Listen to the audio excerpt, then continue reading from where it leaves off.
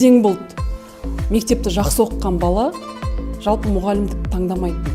Немесе квота арқылы жалпы грантқа, педагогикалық мамандыққа түскен және сол жерде жақсы үздік оқыған студент немесе түлек мектепке келмейтін. Өйткені айлық өте төмен, сонымен қатар әлеуметтік кепілдемелер жоқ мамандық болғандықтан бір үлкен вакуум қалыптасып қалды.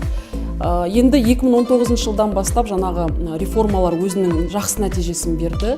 Үлкен нәрсе, мысалы 2021 жылдан бастап мұғалім мамандығына ентіда қойылатын конкурстық шектік балл 85 балға көтерілді. Былтырғы жылы мұғалім мамандығына өткен ең төменгі балл 103 балды көрсетті. Яғни біз 4 жылдан кейін біздің мектепте жақсы оқыған, сонымен қатар осы мұғалім мамандығын жүрегімен сезініп